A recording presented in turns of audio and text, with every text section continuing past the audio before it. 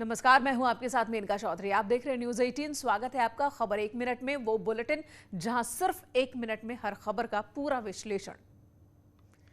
तो चलिए, इससे पहले की खबर एक मिनट दिखाए। एक बड़ी खबर, मोदी मंत्रिमंडल परिषद की बैठक कल है। राष्ट्रपति भवन में ये मीटिंग होनी है। तो बड़ी खबर है, इस वक्त पहली बार राष्ट्रपति भवन में बैठक होगी। पीएम मोदी की अध्यक्षता में ये मीटिंग होनी है। 2 चरणों में मंत्रिपरिषद की बैठक होगी।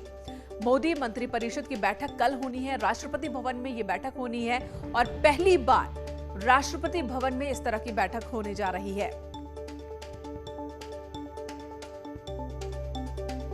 पहली बार राष्ट्रपति भवन में बैठक होगी। मोदी मंत्रिपरिषद की बैठक होगी। कल यह मीटिंग होनी है। पहली बार राष्ट्रपति भवन में मीटिंग हो रही है, जिसकी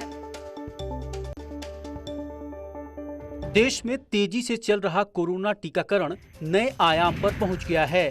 देश में कोरोना वैक्सीनेशन का आंकड़ा 75 करोड़ के पार हो गया है।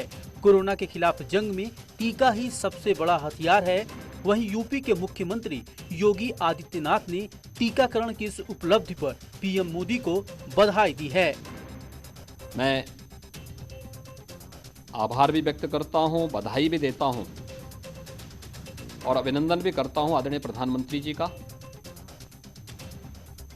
कि आज 75 करोड़ लोगों को वैक्सीन देने में भारत सफल हो चुका है और उन्हीं की प्रेरणा से उत्तर प्रदेश भी लगभग 9 करोड़ लोगों को वैक्सीन देने में सफल हुआ है।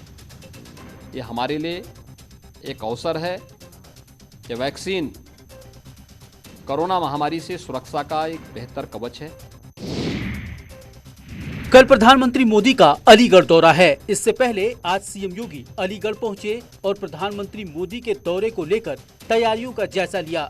सीएम योगी पीएम के कार्यक्रम स्थल पर भी जाकर अधिकारियों को तमाम निर्देश दिए। कल पीएम मोदी अलीगढ़ में राजा महेंद्र सिंह स्टेट यूनिवर्सिटी का शिलान्यास करेंगे। प्रधानमंत्री नरेंद्र मोदी जी कल अलीगढ़ आने वाले हैं और उनके स्वागत में हर तैयारी की जा रही है। प्रधानमंत्री नरेंद्र मोदी जी को मुख्यमंत्री योगी आदित्यनाथ भगवान कृष्ण की मूर्ति देंगे और यही वो मूर्ति है जिसे प्रधानमंत्री नरेंद्र मोदी जी को देंगे खुद उत्तर प्रदेश के मुख्यमंत्री योगी आदित्यनाथ। इस मूर्ति को सिलेक्ट किया गया है और कल यही मूर्ति प्रधानमंत्री जी को दी जाएगी। खुद उत्तर प्रदेश के मुख्यमंत्री योगी आदित्यनाथ इस मूर्ति को प्रधानमंत्री को देंगे। दूसरी मूर्ति भगवान श्री राम की है, ये भी आप देख सकते हैं। जय श्री राम कहते हुए भी लोग नजर आ रहे हैं।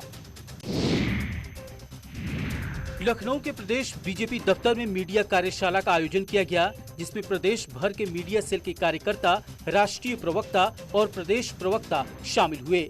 इसमें पार्टी के बड़े नेताओं ने पार्टी प्रवक्ताओं और जिले के नेताओं को बताया कि कैसे उन्हें अपनी बात रखनी है। मीडिया कार्यशाला में बोलते हुए सीएम योगी ने कहा कि अब यूपी बदल रहा है, यूपी में कानून का राज है। तो अपराधी गले में तख्ती टांग करके थाने में जाते हैं कि साहब एक बार बकस दो, हम सब्जी बेच करके अपने परिवार को पाल लेंगे। तो मैंने कहा क्या ये अंतर नहीं दिखाई दे रहा? जहां से गड्ढे सड़कों पर प्रारंभ हो जाए समझ लो उत्तर प्रदेश है। सायंकाल जहां से अंधेरा हो जाए वो उत्तर प्रदेश है। जहां पर कोई भी सभ्य व्यक्ति रात्रि को सड़कों पर चलने से भयभीत हो, वह उत्तर प्रदेश एक तस्वीर प्रस्तुत करता था। नौजवानों के सामने पहचान का एक संकट था, लेकिन आज तो ऐसा नहीं है। चुनाव से पहले सभी पार्टियां अयोध्या पहुंच रही हैं। हर पार्टी मंदिर मंदिर जाकर माथा टेक रही है। एसपी और बीएसपी के बाद अब यूपी में सियासी जमीन की तलाश में जुटी आम आदमी पार्टी भी भगवान राम की शरण में पहुंच गई है। आज दिल्ली के डिप्टी सीएम मनीष सिसोदिया और आपके राज्यसभा सांसद संजय सिंह ने अयोध्या पहुंचकर रामलला के दर्शन किए।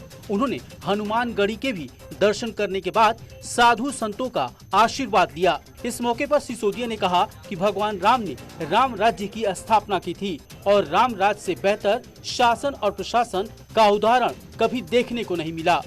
तो हमारे विचार पवित्र रहते हैं, संतों का आशीर्वाद है तो हमारा मनोबल बढ़ा रहता है तमाम बाधाओं के बावजूद, और हमें प्रेरणा मिलती रहती है कि भगवान श्री राम ने जिस तरह से रामराज की स्थापना की, और रामराज आज भी सारी दुनिया में एक ऐसा शब्द माना जाता है, एक ऐसी भावना मानी जाती है कि उसके बाद दुनिया में कहीं भी शासन प्रशासन का उससे बढ़िया रूप दुनिया में कहीं देखने को नहीं मिला। उससे नोएडा में किसानों ने नोएडा अथॉरिटी की नीतियों के खिलाफ महापंचायत की। यहां नोएडा के 80 गांव के सैकड़ों किसानों ने इकट्ठा होकर प्रदर्शन किया। हरौला बारात घर में धरने पर बैठे किसान आबादी निस्तारण की मांग कर रहे थे। किसानों ने अथॉरिटी पर भ्रष्टाचार का आरोप लगाते हुए मुआवजा देने में भेदभाव का आरोप लगाया। इनका कहना था कि बराबर मुआवजा नहीं दिया जा रहा। आप जिस तरह आपका गलती से बगैर सर्वे किए आपने हमारे घरों को पर नाम दर्ज कर लिया है, आप प्लीज हटा लियो, हमारे आपकी कोई लड़ाई नहीं। दूसरा, एक भाई को 10% प्लॉट, एक ही जमीन है, एक ही बाप के बेटे हैं, एक भाई को 10% प्लॉट, दूसरे भाई को 5% प्लॉट, ये अन्याय है। सबके साथ न्याय करो, समानता का भाव रखो और सबको उनका हक दे दो। कानपुर में चकेरी पुलिस ने अवैध रूप से चल रहे हुक्का बार पर छापेमारी की। आरोप के मुताबिक यहां नाबालिग लड़के लड़कियों को नशीली चीजें उपलब्ध कराई जाती थीं। जब पुलिस ने छापेमारी की तो इसका संचालक भाग खड़ा हुआ। पुलिस ने मौके से 20 लड़के लड़कियों को नशा करते पकड़ा और उनके परिजनों को बुलाकर चेतावनी देकर सौंप दिया। बता दें कि लखनऊ पुलिस नशे के ऐसे ठिकानों पर समय समय पर छापेमारी करती रहती है, फिर भी ये कारोबार थम नहीं रहा। तो ये जो क्रम है ये हुक्का के खिलाफ ये लगातार चलता रहेगा पूरे हमारे कानपुर नगर में, और जो भी हमारे थानों में ऐसे कोई सूचना आती रहेगी वहाँ पे भी हम लगातार इस पर कार्रवाई भी करते रहेंगे। सब में चकेरी के एक जगह गाँव आप देख सकते हैं, ये एटीट्यूड करके एक हुक्का बार है, जिस हुक्का बार में जब पुलिस ने छापा मारा, पुलिस के ऑफिसर्स ने छापा मारा तो यहाँ भगदड़ मच गई। यहाँ 30 से ज़्यादा लड़के लड़कियाँ थे, किसी तरह पीछे के दरवाजे से भागने में सफल हुए और उसके बाद से पूरी पुलिस ने आप देख सकते हैं घेराबंदी कर दी है। पुलिस के ऑफिसर्स यहाँ मौजूद हैं, इसको सील कर दिया गया है।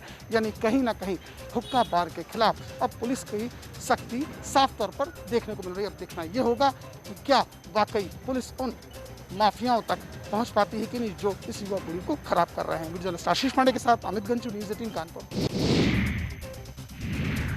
ऑल इंडिया मेयर काउंसिल की 2 दिवसीय बैठक अयोध्या के पंचशील होटल में संपन्न हो गई। समापन सत्र के दौरान ऑल इंडिया मेयर काउंसिल के चेयरमैन नवीन जैन ने कहा कि सभी महापौर ने अपने अपने महानगरों को स्वच्छ बनाने का संकल्प लिया है। सभी महापौर अपने अपने महानगरों को हरियाली युक्त बनाने का भी संकल्प ले रहे हैं। इसी के साथ महानगरों में जन सुविधाएं जन जन तक पहुंचाने की भी शपथ ली गई। नवीन जैन ने बताया कि जल्द महापौर परिषद प्रधानमंत्री नरेंद्र मोदी से मिलकर एक देश एक नियम की मांग करेगा।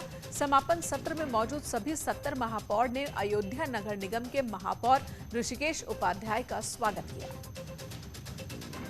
सभी महापौरों ने मिलकर ये संकल्प लिया है कि पूरे देश भर को अपनी जो नगर निगम है माननीय प्रधानमंत्री जी की प्रेरणा से उनको गंदगी मुक्त करने का एक संकल्प व्यक्त किया सभी ने, और हरियाली युक्त बनाने का, अपने अपने शहरों में अधिक से अधिक हरियाली विकसित करने का भी संकल्प लेकर ये बैठक समाप्त हुई है। एक नियम एक देश की पद्धति को लागू करने के लिए हम जल्दी ही इस देश के लोकप्रिय प्रधानमंत्री नरेंद्र भाई मोदी से मुलाकात करेंगे और शहरी विकास मंत्री भारत सरकार उनसे भी जल्दी मुलाकात करके जो नगर निगम के काज में आने वाली समस्याएं उनके समाधान कराने के लिए उनसे भी निवेदन करने के लिए जाएंगे। बागपत के रमाला थाना क्षेत्र में राशन लेने के विवाद में राशन डीलर ने उपभोक्ता की डंडों से पिटाई कर दी। इस मामले में पुलिस ने जांच शुरू कर दी है। सोशल मीडिया पर तस्वीरें तेजी से वायरल हो रही हैं। न्यूज़ 18 वायरल वीडियो की पुष्टि नहीं करता। महाराजगंज के सदर कोतवाली क्षेत्र के सुभाष नगर में जमीन के विवाद में एक बुजुर्ग के साथ कुछ लोगों ने बीच सड़क पर मारपीट की।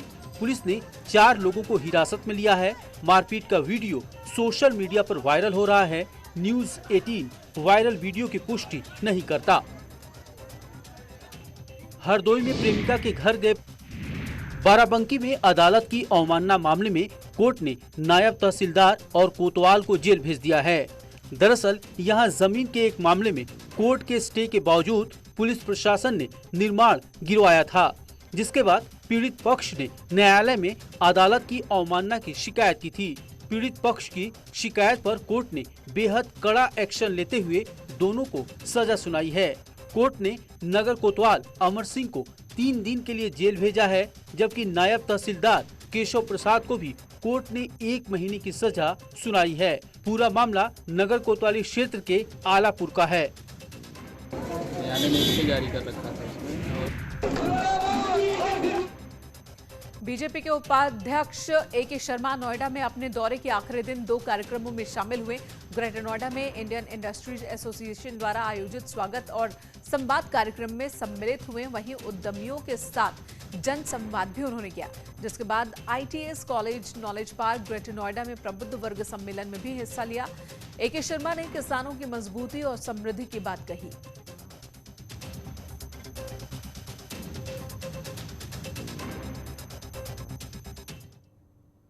साकिना का रेप केस में यूपी बनाम महाराष्ट्र की सियासत शुरू हो गई है। शिवसेना के मुखपत्र सामना ने लेख में आरोपी को यूपी का बताकर निशाना साधा, तो वहीं बीजेपी ने शिवसेना पर पलटवार किया। साकिना का रेप कांड पर शिवसेना के मुखपत्र सामना में छपे लेख के बाद सियासत गर्मा गई। सामना में छपे लेख में आरोपी का उत्तर प्रदेश के जौनपुर से कनेक्शन बताया गया। इसी से जोड़कर जौनपुर मॉडल शब्द का भी संपादकीय में इस्तेमाल हुआ, जो विवाद की वजह बन गया। शिवसेना ने साकिनाका की घटना की तुलना हाथरस की घटना से भी की, जिसके बाद यूपी सरकार ने आरोपों को खारिज करने में देर नहीं लगाई। महिलाओं के अपमान के लिए कोई काम करता है तो या तो सलाखों में होता है या उत्तर प्रदेश के बाहर होता है। हालांकि शिवसेना ने दोहराया कि बीजेपी इस मुद्दे पर सरकार को बदनाम करने की साजिश रच रही है। महाविकास आघाड़ी की सरकार को बदनाम करने का काम किया जा रहा है, वो बंद होना चाहिए।